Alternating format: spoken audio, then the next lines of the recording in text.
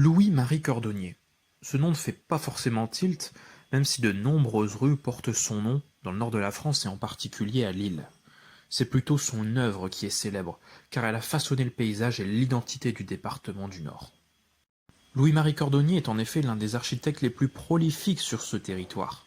Il est entre autres célèbre pour certaines de ses constructions emblématiques, comme la Chambre de commerce et l'Opéra de Lille, même si son œuvre est bien plus vaste. Louis-Marie Cordonnier est tout d'abord un fils d'architecte. C'est ce qui l'a amené à entrer à l'école des Beaux-Arts de Paris.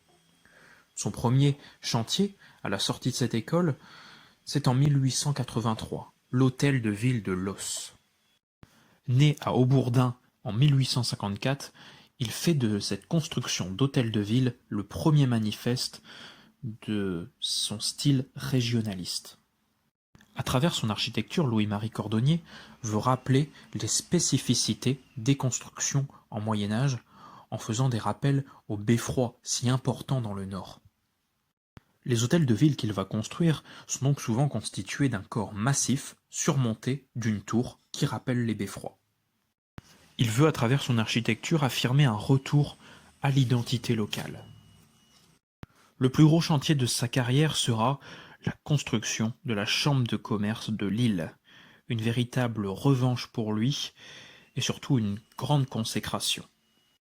Louis-Marie Cordonnier est sollicité en 1906 pour réaliser les plans de la Chambre de commerce de Lille.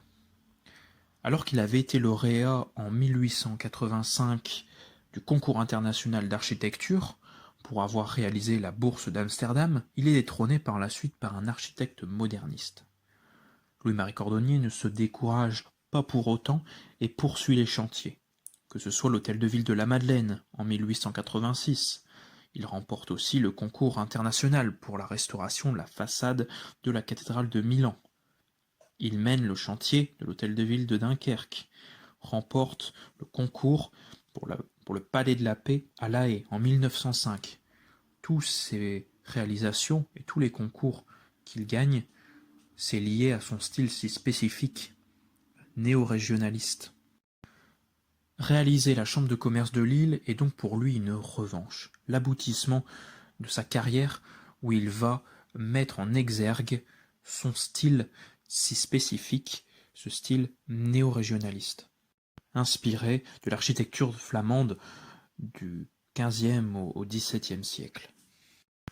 Pour cette construction si emblématique, il reprend donc de nombreux éléments inspirés de l'architecture flamande de l'époque, que ce soit le beffroi, le carillon, mais aussi l'intérieur avec ses mosaïques, ses vitraux très richement décorés. Un édifice qui est aujourd'hui devenu un véritable emblème pour la ville de Lille.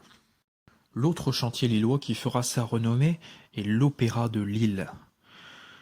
Doutant de l'impartialité du jury du concours, il avait décidé de présenter deux projets lors de ce concours.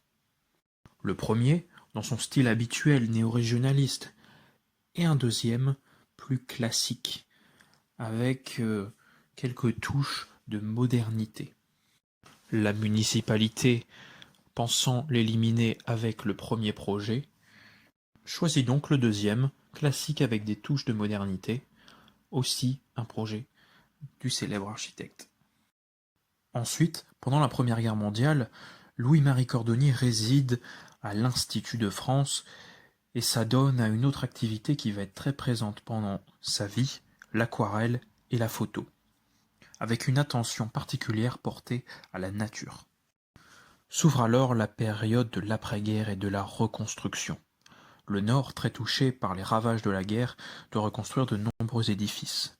Et la renommée de Louis-Marie Cordonnier n'y est plus à faire. C'est ce qui l'amènera à reconstruire de nombreux monuments dans le département. Pour la reconstruction des édifices publics et administratifs, il gardera toujours ce style néo-régionaliste, néo-flamand. Pour les édifices religieux, il prend d'autres influences. C'est ce que l'on retrouve pour la nécropole nationale de Notre-Dame de Lorette, qui reprend aussi des éléments néo-byzantins. Il est donc appelé à cette période sur de nombreux chantiers à travers le département. l'hôtel de ville d'Armentières, l'église Saint-Va d'Armentières, l'hôtel de ville de Comines, l'église Saint-Va de Béthune, plusieurs églises à Lens. Une période très prolifique pour lui qui l'empêche d'être partout. Il va donc, pour certains chantiers, y placer à la tête certains de ses disciples en supervisant tous ces chantiers. Mais Louis-Marie Cordonnier a aussi été l'architecte de nombreuses habitations privées. C'est le cas, par exemple, de nombreuses villas à Ardelot, qu'il réalise avant la Première Guerre mondiale. Il en devient d'ailleurs presque le créateur de cette station balnéaire d'Ardelot. Aujourd'hui, ces nombreuses constructions ornent le paysage et façonnent véritablement la culture et l'identité locale.